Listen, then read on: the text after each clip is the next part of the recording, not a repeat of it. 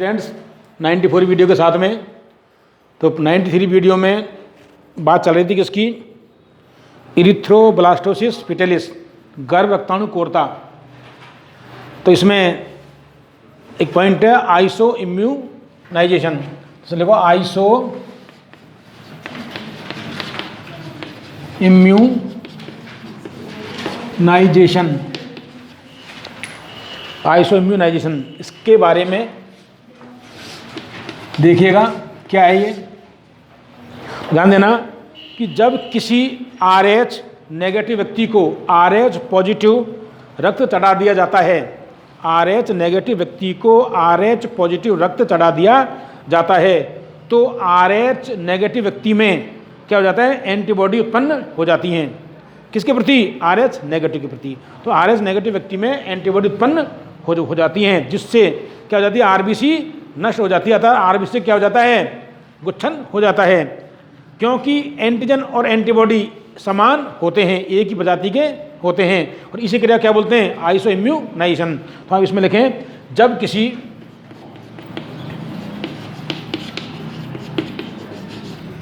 किसी RH negative व्यक्ति को, जब किसी RH नेगेटिव व्यक्ति को RH पॉजिटिव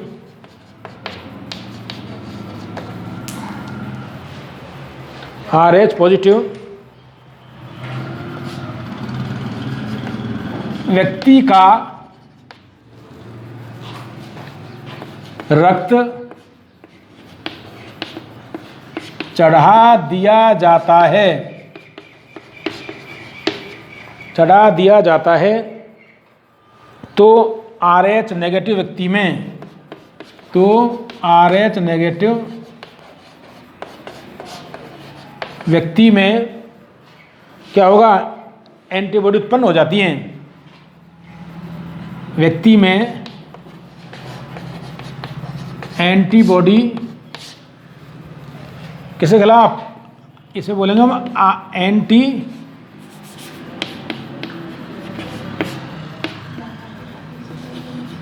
RH एंटीबॉडी, ये भी कर सकते हैं आप प्रकट में, जो आपको लिखा हुआ है क्या हो जाएंगे, ये एंटी RH नेगेटिव के प्रति क्या हो जाएंगी, एंटीबॉडी उत्पन्न हो जाती हैं। ये लिखना शॉर्ट में, RH नेगेटिव व्यक्ति में एंटीबॉडी उत्पन्न हो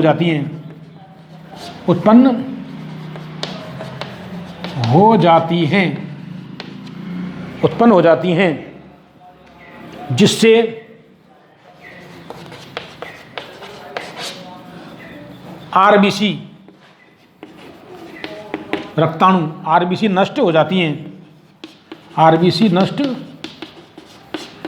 हो जाती है, क्योंकि एंटीजन एवं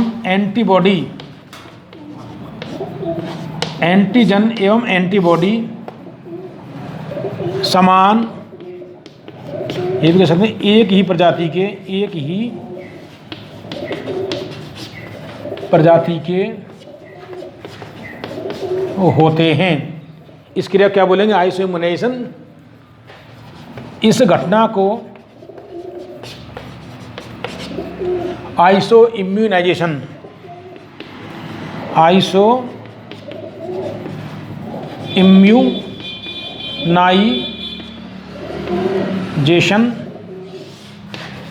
कहते हैं। तो पूछ लिया जाता है कभी सभी कि आइसो इम्यूनाइजेशन को परिभाषित कीजिए, और प्रश्न बन जाता है कि RH पॉजिटिव पता का रक्त, यदि यहाँ ऐसे पूछेगा क्वेश्चन कि एक व्यक्ति जिसका RH पॉजिटिव रक्त समूह होता है, तो उसका विवाह RH नेगेटिव महिला से हो जाता है, तो उसकी संतानों में कौन सा रोग होगा, प्रथम संतान उत्पन्न होने के बाद में कौन सा रोग हो जाता है। तो इसके बारे में ये इस पर डिपेंड है पूरा। ध्यान देना है, आइसो माने समान, इम्यून माने प्रत्यक्षी, तो समान प्रत्यक्षी उत्पन्न हो जाते हैं एंटीबॉडी और एंटीजन, ये बोलते हैं इनको।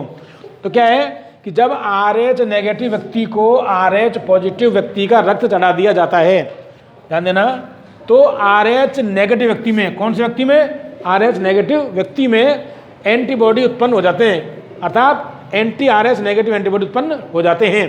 तो आप शॉर्ट में ये कर लो, एंटीबॉडी उत्पन्न हो जाते हैं, किसके खिलाफ, एंटीजन के खिलाफ हो जाती है, जिससे RBC क्या हो जाती है, नष्ट हो जाएंगी, समूह हो जाएगा उनमें, RBC नष्ट हो जाती हैं, क्योंकि एंटीजन एवं एंटीबॉडी समान प्रजाति के होते हैं, समान होते हैं। इस घटना को ही आइसो इम्यूनेशन कहते हैं।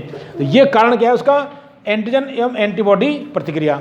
तो इसी वे में अगला जो रोग आता है आपके, वो आता है इरिथ्रोब्लास्टोसिस फीटलिस। तो इसके बारे में इसी पर डिपेंड करता है, इरिथ्रोब्लास्टोसिस फीटलिस का कारण क्या है, आइसो इम्यूनाइजेशन या एंटीजन एंटीबॉडी प्रतिक्रिया, ये है। तो आप डाल दिएगा आप हेडिंग आइसो, इसमें देखो आप इसको समझे पहले ध्यान से, डालो heading erythroblastosis fetalis, erythroblastosis, erythroblastosis fetalis, क्या बोलते हैं इसमें, गर्भ रक्ताणु कोरता, क्या बोलेंगे इसको हिंदी में, गर्भ रक्ताणु कोरता, यही कहेंगे ना, ध्यान देना।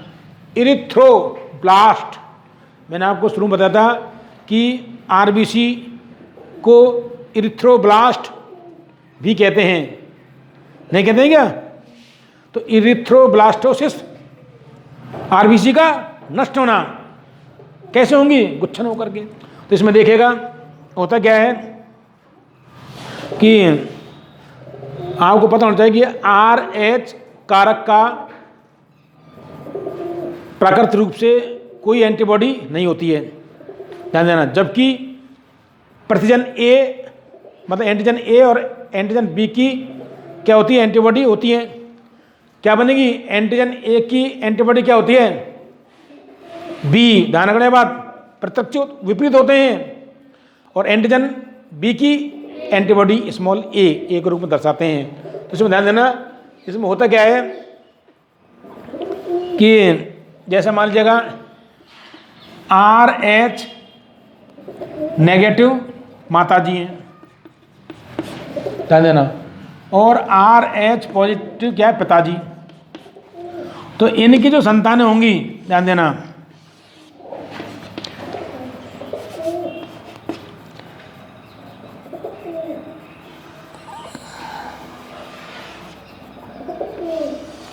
देखिए ये होता है भ्रूण, ये होता है RH पॉजिटिव। अब ध्यान देना, इस RH पॉजिटिव से कहाँ जाएंगी, इसको उत्पन्न होंगे क्या चीज़, RH पॉजिटिव हुआ तो RH पॉजिटिव से क्या उत्पन्न होती है, एंटीबॉडी, ध्यान देना। और कहाँ जाके स्टोर हो जाएंगी, इस RH कारक किससे प्राप्त होता है, उसके पिता से। अब इसके विपरीत एंटीबॉडी उत्पन्न होती है जो कहाँ जाएंगी, माता में, और माता से कहाँ जाएंगी, वापस इसको पहुँचेंगी इसके अंदर, तो ये नष्ट हो जाएगा। तो कहने का मतलब ये है, इसके बारे में और देखेंगे अभी, फिर इसके बारे में थोड़ा लिखो, डायग्राम और बनाऊंगा आपको दूसरे में। इसके बारे में लिखिए सबसे पहले कि जब तक आप नहीं लिखो तब तक पार नहीं पड़ेगी इसकी। तो इसमें लिखो आप कि RH एंटीजन के विरुद्ध, इसमें लिखो RH एंटीजन, RH एंटीजन के विरुद्ध प्राकृतिक रूप से, विरुद्ध प्लाज्मा में प्राकृतिक रूप से कोई एंटीबॉडी नहीं पाई जाती है, प्राकृतिक रूप से कोई एंटीबॉडी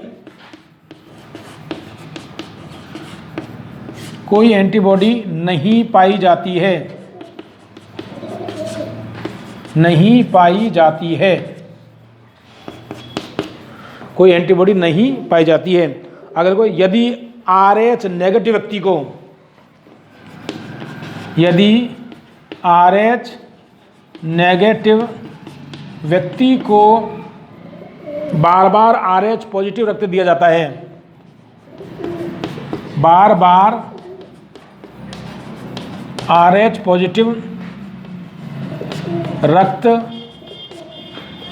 दिया जाता है तो RH पॉजिटिव रक्त दिया जाता है तो RH नेगेटिव व्यक्ति में RH नेगेटिव व्यक्ति में क्या हो जाती हैं? एंटीबॉडी उत्पन्न हो जाती हैं। एंटीबॉडी उत्पन्न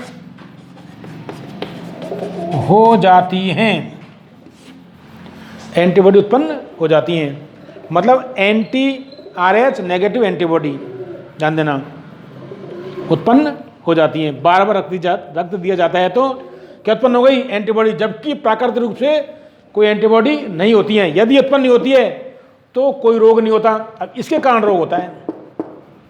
तो आगे देखो, इसमें ध्यान देना, इस प्रकार एंटीजन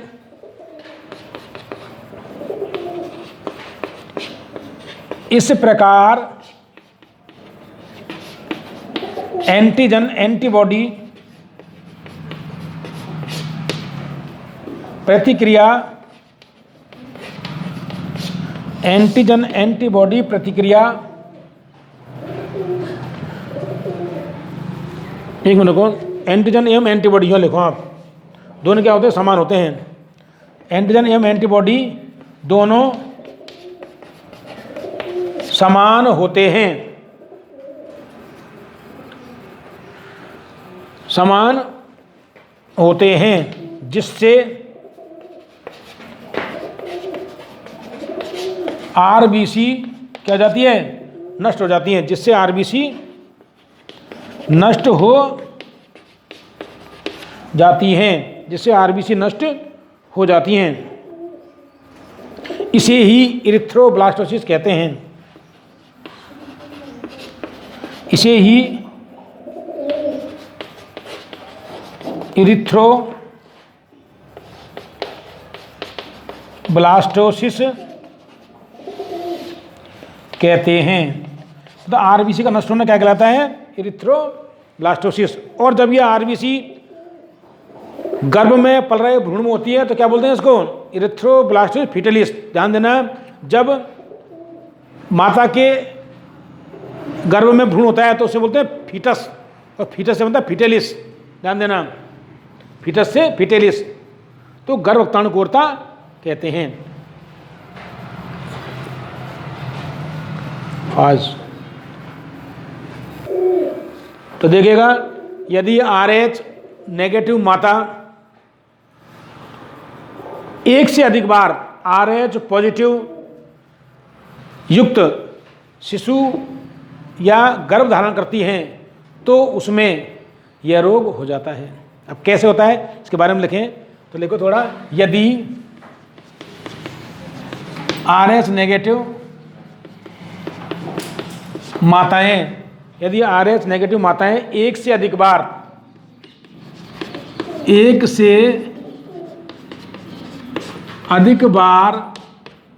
RH पॉजिटिव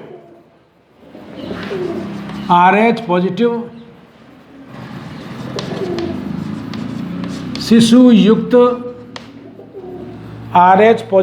युक्त गर्भ धारण करती हैं,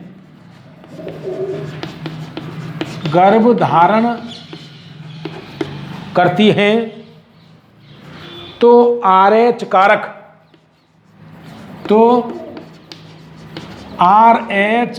कारक, बकट में ये भी कहते हैं इसको RH एंटीजन, तो RH कारक या RH एंटीजन के कारण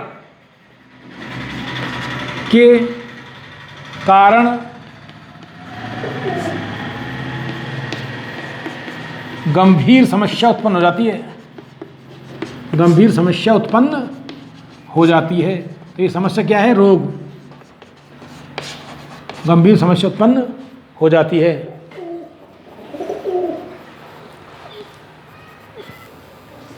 तो ध्यान देना, RH कारक क्या होता है? वंशागत होता है। अब ध्यान देना, वंशागत भी पढ़ेंगे। RH कारक क्या होता है? वंशागत होता है किससे आता है? शिशु में पिता से आता है RH कारक। तो ध्यान देना, आगे लिखो क्या होता है। यदि RH नेगेटिव माताएं एक से अधिक बार RH शिशुयुक्त गर्भ धारण करती हैं तो RH कारक या RH एंटीजन के कारण गंभीर समस्या उत्पन्न हो जाती है। तो असली रोग का कारण क्या है? RH कारक। आगे देखो, यह RH कारक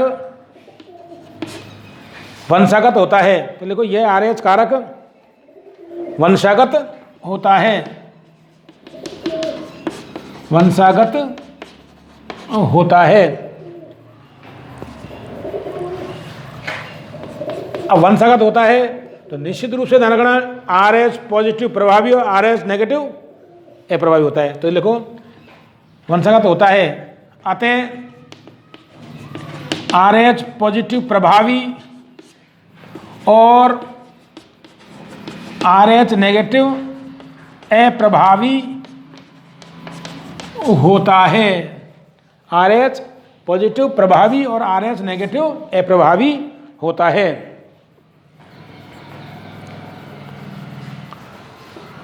तो देखिएगा आगे, RH नेगेटिव माता से उत्पन्न, RH नेगेटिव माता से उत्पन्न RH पॉजिटिव शिशु, RH पॉजिटिव शिशु पिता से RH कारक या RH एंटीजन, RH कारक या RH एंटीजन प्राप्त करता है, प्राप्त करता है। क्या करेगा? RH एंटीजन प्राप्त करता है। आगे देखिएगा, अब RH कारक इससे प्राप्त हो गया तो ध्यान देना, रुधिर के माध्यम से कहाँ पहुंच जाता है? ये प्रसव के समय। ध्यान देना, RH पॉजिटिव शिशु से प्रसव के समय RH कारक कहाँ पहुंच जाएगा? माता की रुधिर में प्रवेश कर जाएगा। तो आगे देखो, RH पॉजिटिव शिशु से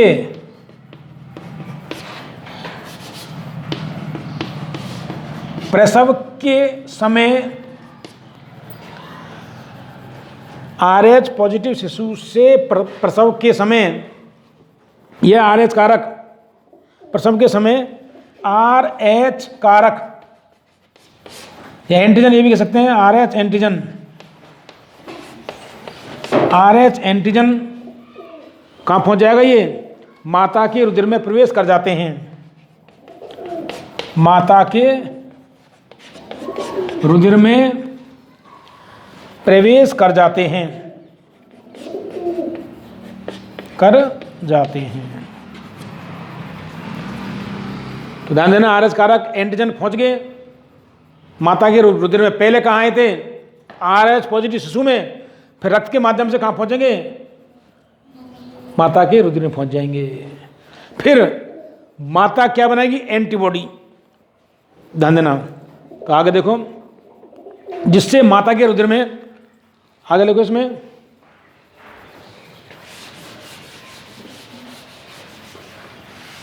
माता के रुधिर में पहुंच जाते हैं ये RH एंटीजन।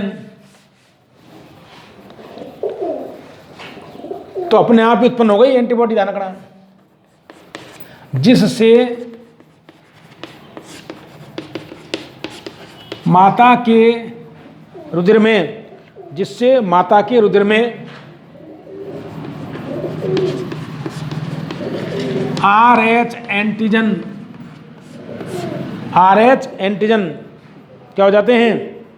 के कारण, RH एंटीजन के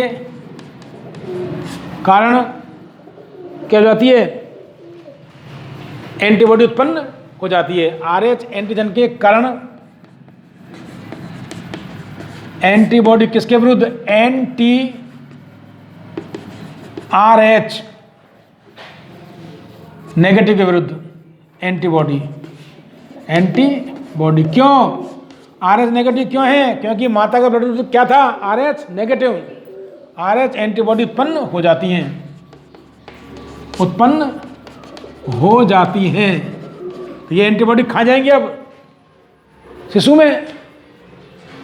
इसलिए माता पिता को कुछ नहीं होता है, शिशु को प्रॉब्लम होती है और वो बड़े प्यार से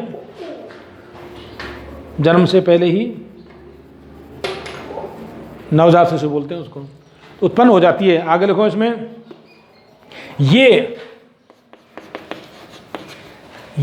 RH नेगेटिव एंटीबॉडी या RH एंटीबॉडी, ये RH एंटीबॉडी कहाँ पहुंच रही है? ये RH एंटीबॉडी, इसमें लिखो आप, कहाँ जाएंगी? माता से प्लेसेंटा के द्वारा, माता से प्लेसेंटा। क्या होता है प्लेसेंटा? प्लेसेंटा क्या होता है भाई? जिसके द्वारा भ्रूण या शिशु माता से जुड़ा होता है। मतलब प्लेसेंटा के माध्यम से कहाँ पहुँच जाएंगे? शिशु में पहुँच जाएंगी। तो आगे लिखो इसमें, प्लेसेंटा द्वारा कहाँ पहुँच जाएंगी? गर्भ या शिशु, प्लेसेंटा के द्वारा गर्भ या शिशु में पहुँच जाती हैं, पहुँच